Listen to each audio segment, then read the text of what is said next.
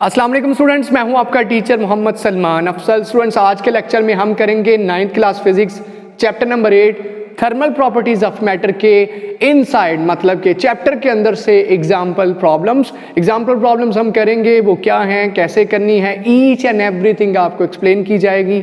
और अगर example problem solve हो जाएं, क्लियर हो जाएं, समझ आ जाए तो न्यूमेरिकल प्रॉब्लम करना बहुत ही आसान हो जाता है, समझना बहुत आसान हो जाता है। एक एक चीज़ आपको समझाई जाएगी। मैं टेक्स्ट बुक से इनके स्टेटमेंट्स पढ़ता हूँ। आइए पहली एग्जाम्पल प्रॉब्लम की तरफ बढ़ते हैं, दैट इज़ एट पेज 172।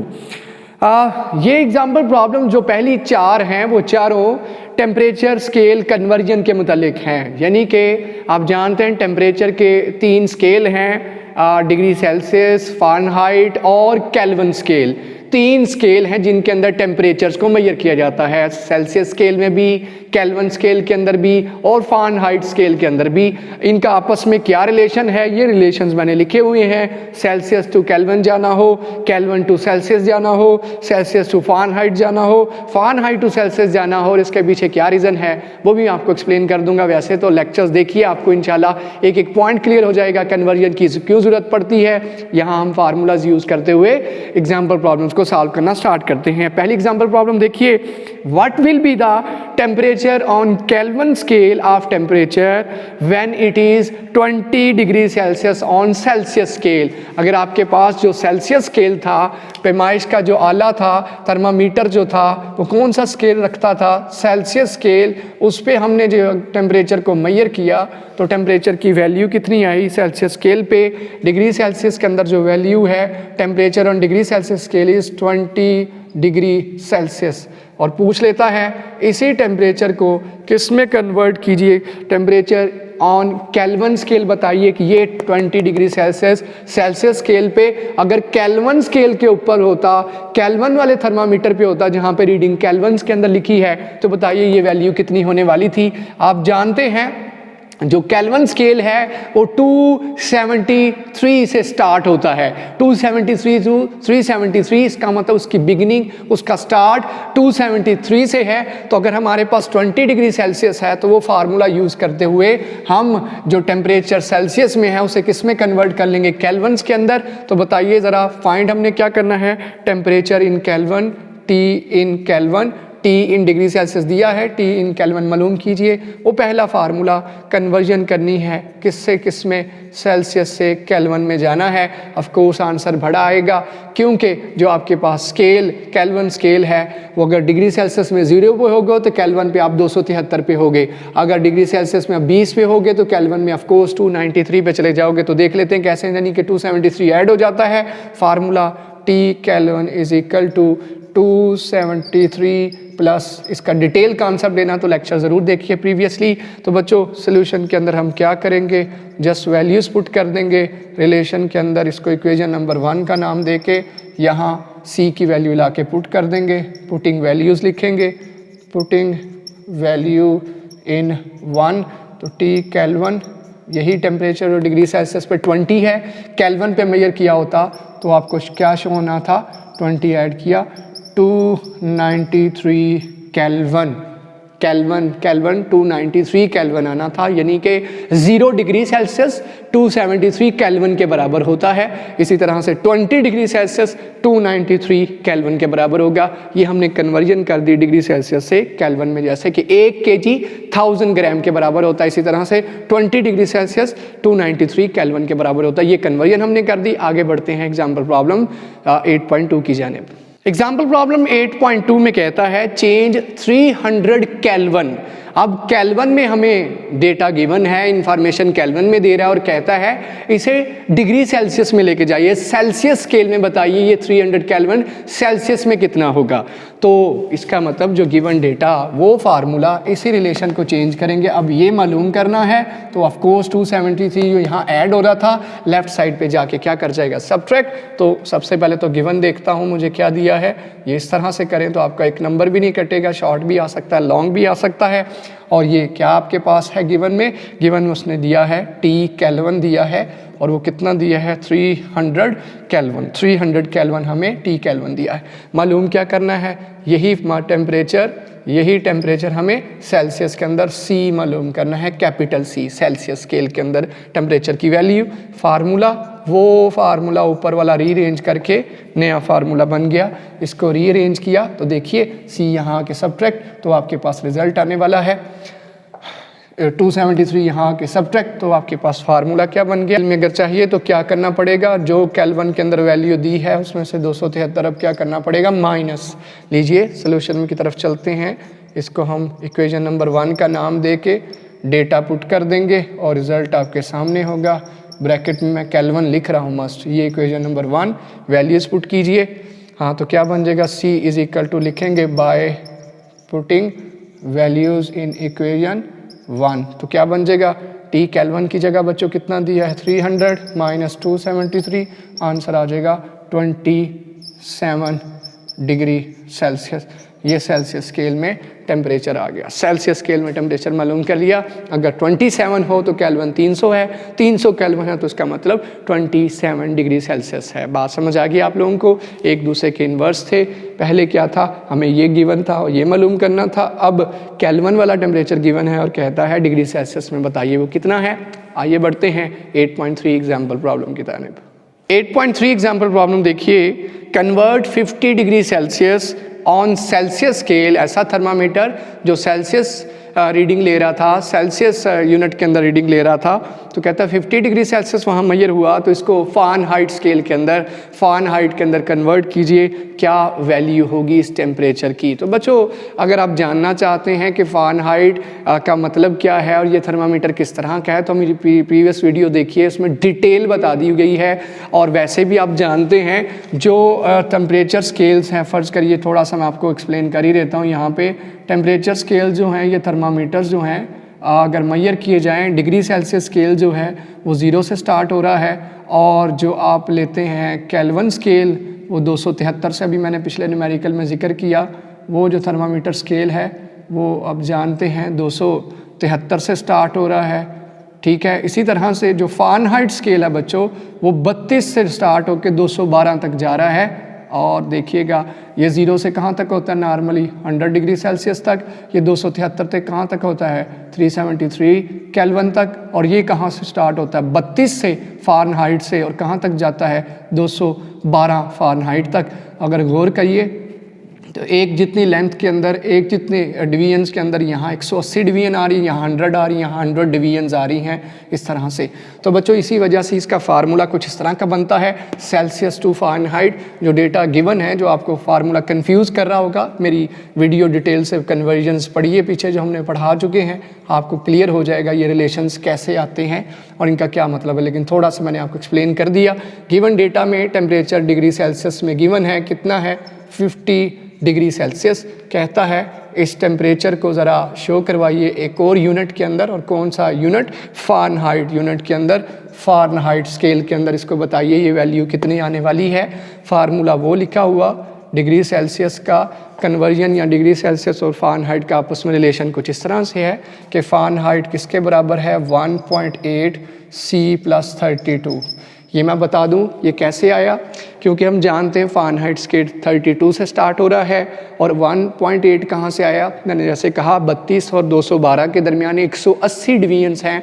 180 को 100 दोनों के पास तो 100 हैं, 100 से डिवाइड करें, 180 को 100 से डिवाइड करें तो यहाँ आता है 1.8, और C डिग्री सेल्सियस टेम्परेचर, साथ में 32 इनिशियल पॉइंट ऐड कर दिया जाए तो आपके पास जो आने वाला है यूनिट वो फ़ारेनहाइट स्केल का होगा, यानी कि फ़ारेनहाइट के अंदर आपका टेम्परेचर मेजर हो चुका होगा। सोल्यूशन की तरफ बढ़े तो हम इसी फार्मूले को यूज़ करेंगे, जो चीज़ मालूम करनी है ऑलरेडी लेफ्ट साइड पे है 1.8 C + 32, इक्वेशन नंबर 1 का नाम दिया, और डेटा पुट कर दें। बाय पुटिंग वैल्यूज़ आप लिख लेंगे, C की जगह 50 जमा 32 कीजिए, और 1.8 को 50 से मल्टीप्लाई करने के बाद आपका आंसर आएगा 122 डिग्री फ़ारेनहाइट। ये आपका आंसर आ गया फ़ारेनहाइट स्केल के अंदर। अगर डिग्री सेल्सियस में 50 डिग्री सेल्सियस है, जो नॉर्मली आप सुनते हो वेदर फोरकास्टिंग जितने टीवी चैनल्स हैं वो यही बताते हैं आज 40 डिग्री सेल्सियस, आज 35 है डिग्री सेल्सियस। और अगर उसे फ़ारेनहाइट में बताएं या फ़ारेनहाइट में बताएं, अगर उसे फ़ारेनहाइट में बताएं तो आप कहेंगे 122 फ़ारेनहाइट है, 122 फ़ारेनहाइट। और जैसा कि आप जानते हो हमारा जो टेम्परेचर मेजर करते हैं ना डॉक्टर्स, वो भी फ़ारेनहाइट स्केल में होता है, ना डिग्री सेल्सियस में ना केल्विन में। जो अक्सर कहते हैं 102 बुखार है, मुझे 101 बुखार है, वो फ़ारेनहाइट स्केल होता है। बात समझ आ रही है? वो डिग्री सेल्सियस नहीं है, वो केल्विन स्केल नहीं है। वो किस स्केल में मेजर हो रहा होता है बुखार? जो घर में थर्मामीटर से करते हो वो फ़ारेनहाइट स्केल में होता है। तो आगे चलते हैं एग्जाम्पल प्रॉब्लम 8.4 की जानिब। 8.4 में कहता है बिल्कुल उलट। अभी बच्चों हमने क्या किया था? डिग्री सेल्सियस को फ़ारेनहाइट स्केल में कन्वर्ट किया था। फ़ारेनहाइट स्केल को डिग्री सेल्सियस में कन्वर्ट करना है तो ज़रा क्या करिए, थोड़ा सा इसे चेंज कर लीजिए। अब क्या होगा? ये गिवन होगा, ये मालूम करना होगा। तो सबसे पहले 32 इधर आके क्या कर जाएगा? सब्ट्रैक्ट f माइनस 32 हो जाएगा। और 1.8 मल्टीप्लाई हो रहा है, इधर आके क्या कर जाएगा? डिवाइड। तो जो चीज़ मालूम करनी होगी डिग्री सेल्सियस में, अब हमें वैल्यू मालूम करनी है, फ़ारेनहाइट गिवन है तो इस तरह से मालूम होगा f माइनस 32 ओवर 1.8। इसका मतलब ये फार्मूला और ये फार्मूला याद रख लिया जाए कन्वर्जेंस के रिलेशन, तो ये इससे बन जाएगा और ये वाला इससे बन जाएगा। इस तरह से आपने याद रखनी है। और यही एग्जांपल है, यही एक्सरसाइज के अंदर इनसे मिलते जुलते न्यूमेरिकल्स हैं।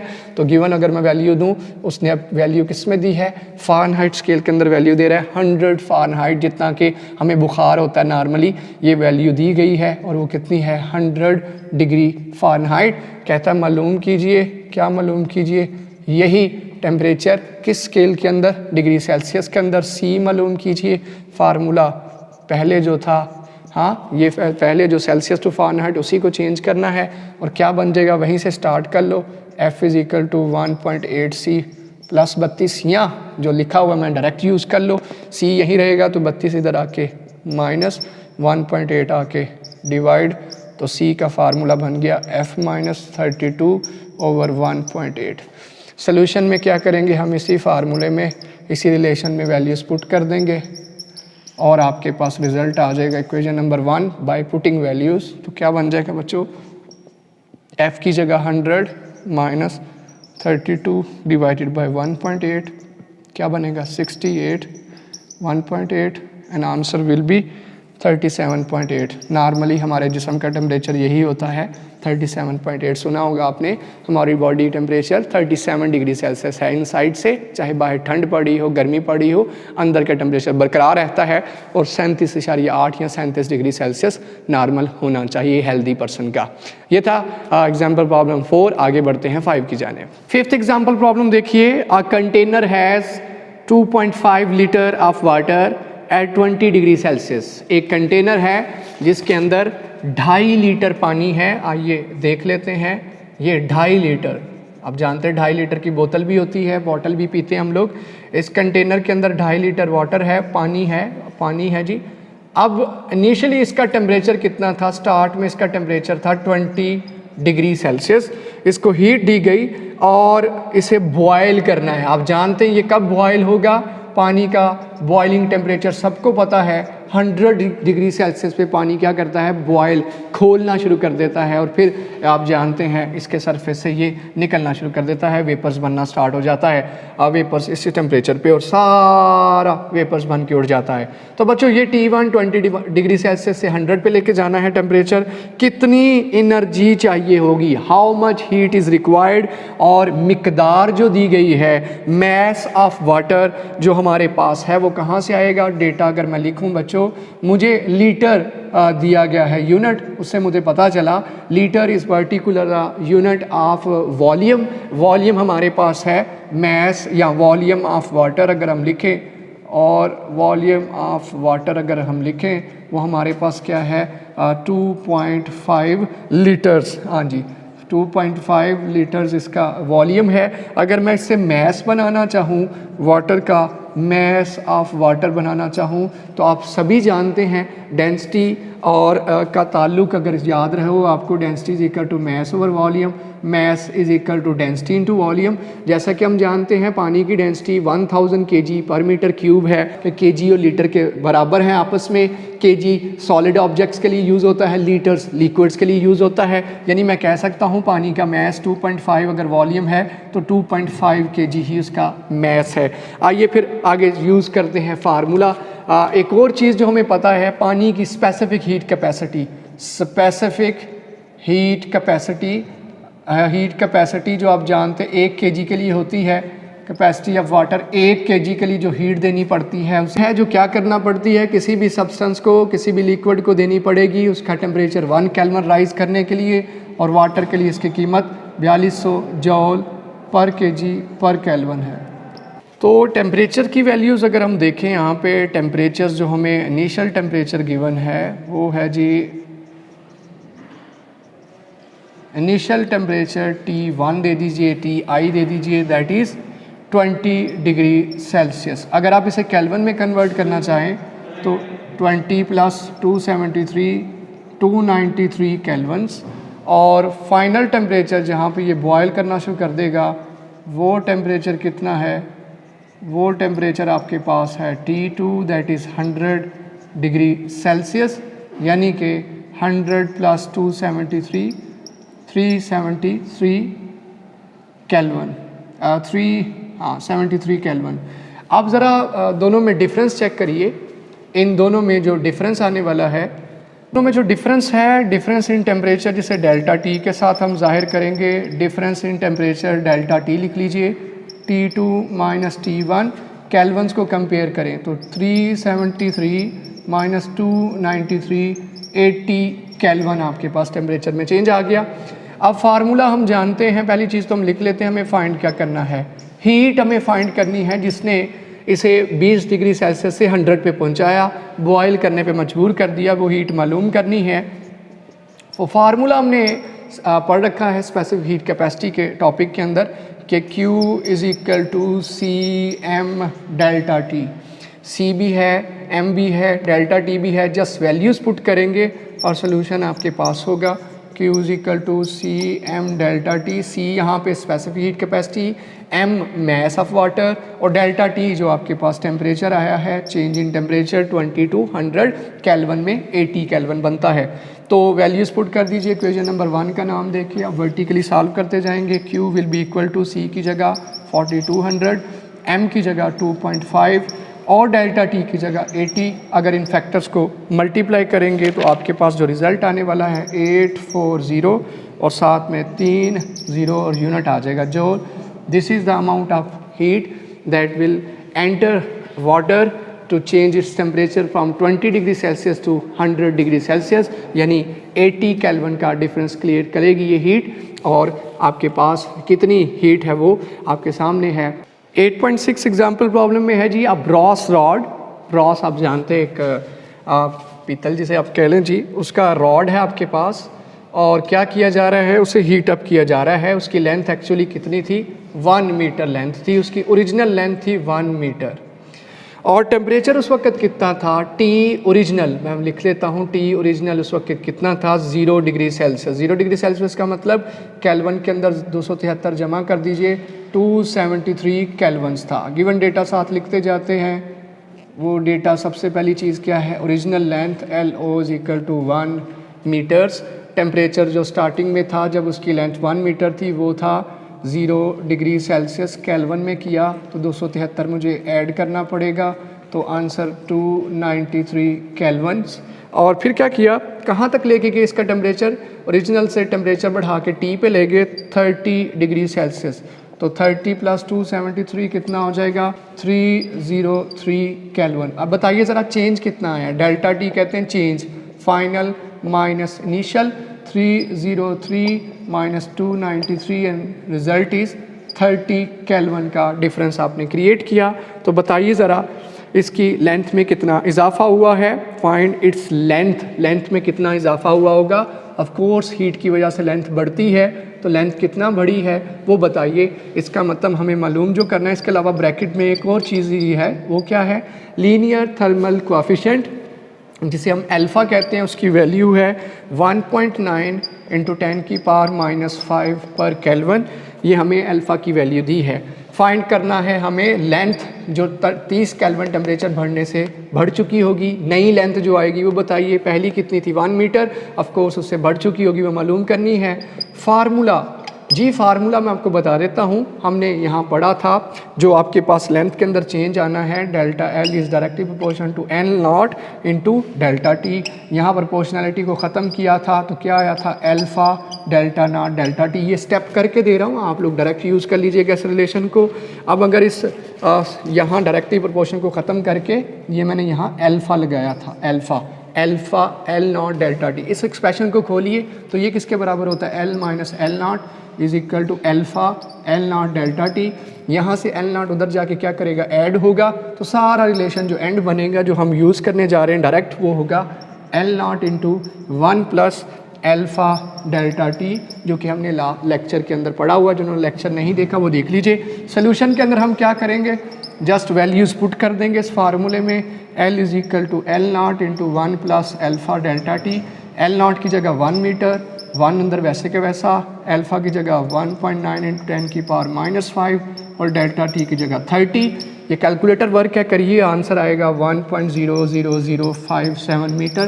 तो देख लीजिए length after rising temperature 1 metre से कितनी होगी, 1.00057 मीटर। लेंथ बढ़ चुकी है 30 केल्विन टेम्परेचर राइज करने से, ऑफ कोर्स हीट देनी पड़ी थी। ये है जी एग्जाम्पल प्रॉब्लम 8.6। आगे बढ़ते हैं 8.7 की जाने। एग्जाम्पल प्रॉब्लम देखिए 8.7, find the volume of a brass cube. अब ब्रॉस का रॉड नहीं है, क्यूब है, इसका मतलब इस तरह की स्ट्रक्चर है। मैं डायग्राम बना के साथ एक्सप्लेन करता हूँ। ये ब्रास पीतल का एक आपके पास क्यूब है, और क्या कहता है, अगर इसे हीट दी जाए, find the volume of a brass cube at 100 degree Celsius whose side is 10 centimetre at 0 degree Celsius. उसकी लेंथ कितनी थी, इनिशियल लेंथ जो थी वो 10 सेंटीमीटर थी। जब टेम्परेचर कितना था, डेटा मैं लिख देता हूँ। हमारे पास जो ओरिजिनल लेंथ थी एल नॉट कितनी थी, 10 सेंटीमीटर। जब टेम्परेचर टी नॉट कितना था, 0 डिग्री सेल्सियस। केल्विन में से चेंज करेंगे तो क्या बनेगा, केल्विन में जब इसे चेंज करेंगे तो क्या आएगा, 0 + 2 73, तो 273 केल्विन। अगर दूसरे टेम्परेचर की बात करें, कितना टेम्परेचर राइज किया, इसे 100 डिग्री सेल्सियस पे लेके गए, तो हम जानते हैं 100 को केल्विन में करने के लिए 273 ऐड, तो क्या बन जाएगा 373 केल्विन। टेम्परेचर में कितना शिफ्ट आया, कितना इजाफा हुआ, delta T is equal to T minus T naught, final minus initial, 373 minus 273, 100 kelvin का शिफ्ट आया। और साथ में कहता है लीनियर थर्मल कोएफिशिएंट, अल्फ़ा की वैल्यू दे रहा हूँ 1.9 इंटू 10 की पावर -5। हम जानते हैं जब भी वॉल्यूम एक्सपेंशन हो वहाँ हमें वॉल्यूम थर्मल कोएफिशिएंट चाहिए, volume thermal expansion coefficient beta चाहिए, लेकिन हम जानते हैं अल्फ़ा से बीटा निकाला जा सकता है। इसके अलावा कोई चीज़ नहीं है जी। सेंटीमीटर को मीटर बनाने के लिए हम 100 से डिवाइड करेंगे, तो आप जानते हैं ये क्या बन जाएगा, 0.1 मीटर्स। तो लीजिए मालूम जो करना है वो मैं लिख देता हूँ। इसके वॉल्यूम में इजाफा v मालूम करना है। v मालूम करने के लिए पहले v नॉट तो पता होना चाहिए, उससे पहले बीटा पता होना चाहिए। चलो पहले फार्मूला लिख लूँ, फिर आपको इस चीज़ों के मतलब बताता हूँ। जैसे हमने फार्मूला l का यूज़ किया था, v का फार्मूला है v not into 1 plus beta delta T. ये फार्मूला यूज़ होगा। यूज़ कैसे होगा वो सारा रिलेशन वीडियो मौजूद है, वो देखिए। मैंने तरीकाकार भी बताया हुआ है, सारी डिटेल हमने पढ़ी है। वॉल्यूम कैसे मालूम करेंगे, इसके लिए मुझे पहले वी नॉट चाहिए, तो सोल्यूशन की तरफ बढ़ते हैं। इक्वेशन नंबर 1 का वी नॉट कैसे निकलेगा बच्चों, लेंथ दी हो तो वॉल्यूम निकालना हो तो कैसे निकाला जाता है। अब जानते हैं volume of cube is length into width into height, तो क्या बन जाएगा, लेंथ का अगर क्यूब ले लिया जाए तो आपके पास वॉल्यूम आ जाएगा, और ये आएगा 0.001 आपके पास, जिसको हम आगे चल के लिखेंगे तो क्या बन जाएगा 10 की पावर -3 मीटर क्यूब। ये आपके पास वॉल्यूम बन गया, length into width into height यानी लेंथ का क्यूब। अब ज़रा बताइए बीटा कैसे निकलेगा, क्योंकि वॉल्यूम थर्मल एक्सपेंशन में बीटा आता है, वो होता है 3 अल्फ़ा। अल्फ़ा की कीमत 1.9 इंटू 10 की पावर -5, इससे बीटा की वैल्यू आपके पास आ जाएगी 5.7 इंटू 10 की पावर -5 पर केल्विन। अब सारा कुछ हमारे पास है, यहाँ ला के पुट कर दीजिए। v is equal to V naught into 1 plus beta delta T. V naught की जगह बच्चों 10 इंटू 10⁻³ 1 प्लस बीटा की जगह 5.7 10 की पावर -5 और साथ में डेल्टा टी क्या मल्टीप्लाई होगा 100 केल्विन। ये सारा कुछ करने के बाद बच्चों रिज़ल्ट आपके पास आएगा 1.0057 इंटू 10 की पावर -3। ये उसका वॉल्यूम आएगा, किसकी वजह से, हीट एंटर करने की वजह से, जिससे टेम्परेचर 100 डिग्री सेल्सियस राइज हुआ था। ये है एग्जाम्पल प्रॉब्लम 8.7। इसी के साथ एग्जाम्पल्स ख़त्म होगी इस यूनिट की। इंशाल्लाह हाजिर होंगे नई वीडियो के साथ। मुझे दीजिए इजाज़त। अल्लाह हाफ़िज़।